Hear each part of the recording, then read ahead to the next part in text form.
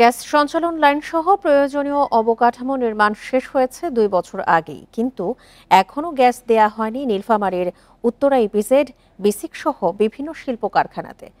বিকল্প উৎস থেকে বেশি দামে গ্যাস কিনে স্বল্প পরিসরে কিছু কারখানা চালু রেখেছেন মালিকরা।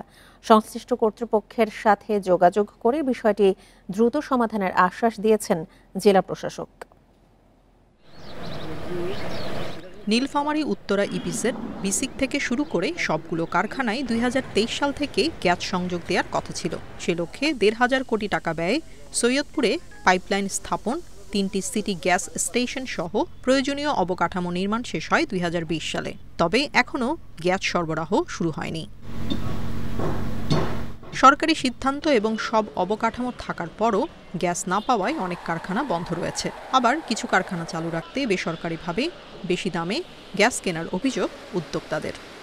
যে অত্র এলাকার যারা শিল্পায়নের সঙ্গে জড়িত সবাইকে গ্যাসের জন্য সুযোগ দেওয়া হয়। গ্যাস ভিত্তিক যে শিল্প কারখানা গড়ে উঠবে এবং উত্তরাঞ্চলে যে শিল্প কারখানার যে সংকট, সেটা আশা করি যে এটা পূরণ হয়ে যাবে।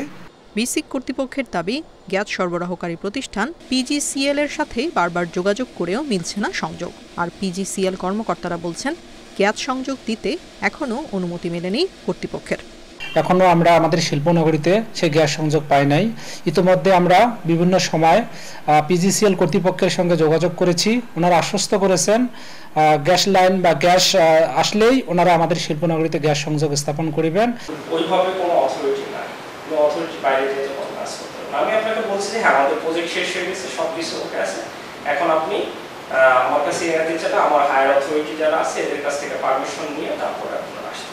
এদিকে কারখানা মালিকদের দাবির প্রেক্ষিতে পাইপলাইনে গ্যাস সরবরাহের বিষয়ে সংশ্লিষ্ট কর্তৃপক্ষের সঙ্গে যোগাযোগের কথা জানিয়েছেন জেলা প্রশাসক।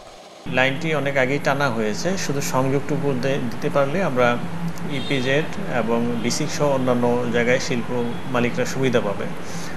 আমরা খুব আশাবাদী যে খুব শীঘ্রই হয়তো এই কাজটি হবে। আমরা পশ্চিমাঞ্চল গ্যাস ফিল্ডের সাথে এবং তাদের সাথে কথা বলবো। গ্যাস সংযোগ চালু হলে জেলার বিভিন্ন কলকারখানায় উৎপাদন ও বিনিয়োগ বাড়ার আশা করছেন ব্যবসায়ীরা। Independent news.